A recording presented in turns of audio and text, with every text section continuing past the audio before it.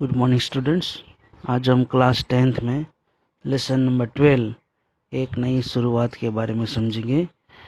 यहाँ हम page number 28 समझ गए। अब हम पेज नंबर 29 समझेंगे कि यदि हमें किसी वस्तु की संरचना को समझना हो तो हम क्या करेंगे। हम उस वस्तु के अणुओं परमाणुओं का अध्ययन करेंगे। प्रोफेसर ने बातों का सिलसिला आगे बढ़ाया। यहाँ प्रोफेसर रमेश है वो माधवन को ऐसा समझा रहे हैं।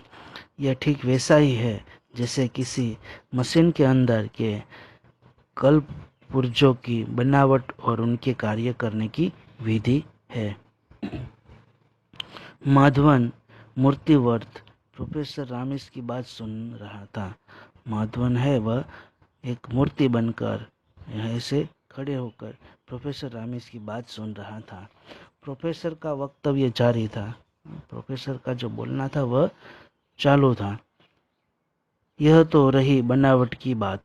अब आती है किसी वस्तु को तरंगों के माध्यम से कहीं भेजने की बात। तुम्हें तो मालूम ही है कि ऊर्जा कभी नष्ट नहीं होती। माधवन मूर्तिवत प्रोफेसर की रामेश की बात सुन रहा था। प्रोफेसर का वक्तव्य जारी था। यह तो रही बनावट की बात। यह तो बनाने की बात है। अब आती है किसी वस्तु को तरंगों के माध्यम से कहीं भेजने की बात। अब आती है किसी वस्तु को तरंगों के माध्यम से कहीं एक जगह से दूसरी जगह भेजने की बात।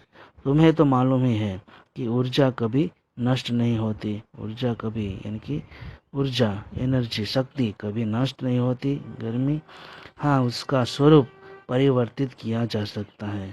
हाँ उसका जो स्वरूप है वह परिवर्तित किया जा सकता है। जैसे विद्युत ऊर्जा को यांत्रिक ऊर्जा में आणविक ऊर्जा यहाँ लिखा है कि हाँ उसका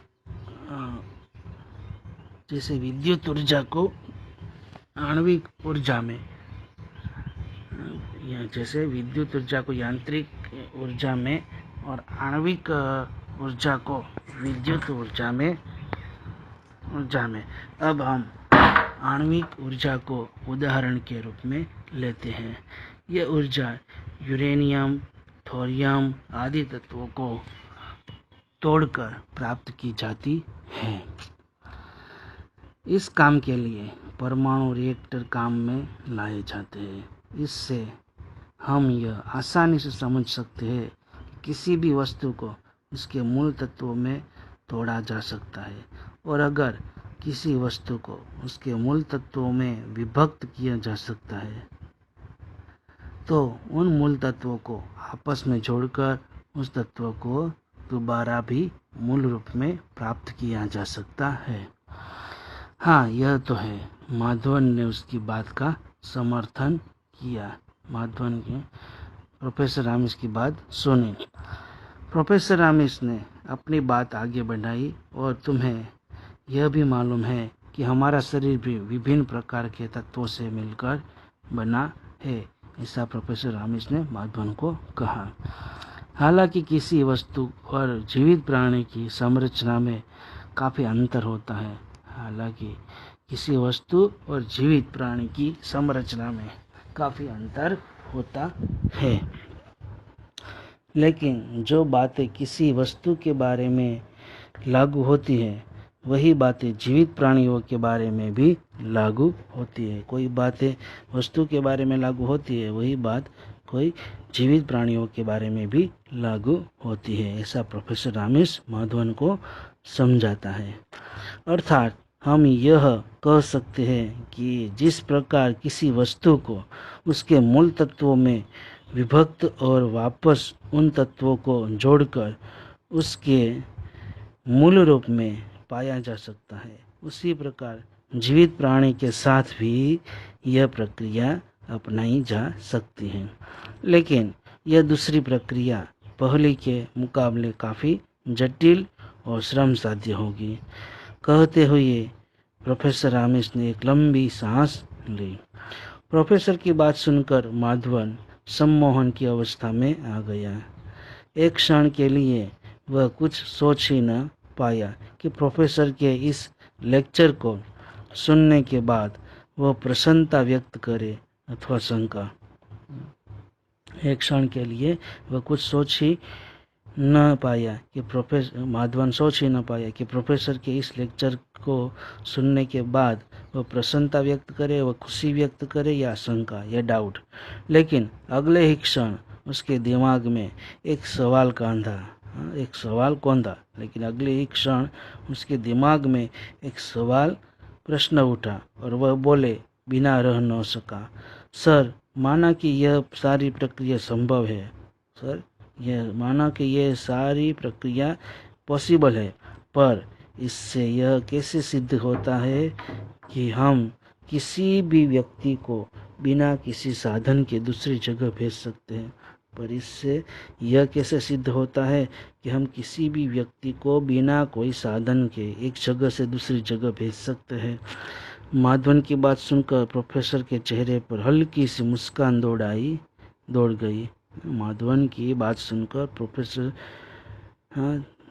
हल्का सा हंसे। वे बोले, मैंने कब कहा कि बिना किसी साधन के हम किसी को एक स्थान से दूसरे स्थान पर भेज सकते हैं? मैंने ऐसा तो नहीं कहा। मैं तो सिर्फ यह कह रहा हूँ कि जिस प्रकार किसी फिल्म को एक खास प्रकार की तरंगों में परिवर्तित करके उसे एक स्थान अर्थात टीवी स्टेशन से प्रक्षेपित कर दूसरे स्थान यानी कि टीवी सेट पर प्राप्त कर लेते हैं, उसी प्रकार हम पहले किसी वस्तु अथवा व्यक्ति को पहले उसके मूल तत्वों में विभक्त करेंगे, पहले मूल तत्वों में लाएंगे, फिर उन तत्वों को एक विशेष प्रकार की तरंगों में परिवर्तित कर एक स्थान से दूसरे स्थान तक भेजेंगे, जहाँ पर इन तरंगों को ग्रहण किया जाएगा। वहाँ तरंगों को वापस मूल तत्वों में परिवर्तित करके उसके मूल रूप में पुनः बदल लिया जाएगा। जहाँ पर इन तरंगों को ग्रहण किया जाएगा वहाँ तरंगों को वापस मूल तत्वों में परिवर्तित करके उसके मूल रूप में पुनः बदल लिया जाएगा। और तभी अचानक माधवन की तंद्रा भंग हो गई।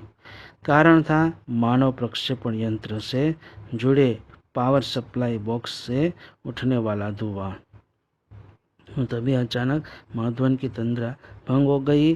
कारण था मानव प्रक्षेपण यंत्र से जुड़े पावर सप्लाई बॉक्स से उठने वाला धुआं।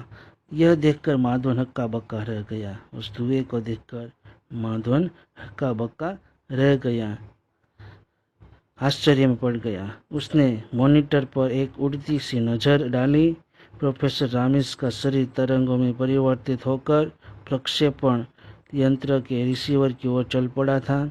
लेकिन अचानक हुई यह दुर्घटना। माधवन का शरीर पसीने से नहा उठा। माधवन को पसीना हो गया बहुत ये धुआं देखकर। इससे पहले कि वह कुछ करता कमरे की पावर सप्लाई ऑफ हो गई।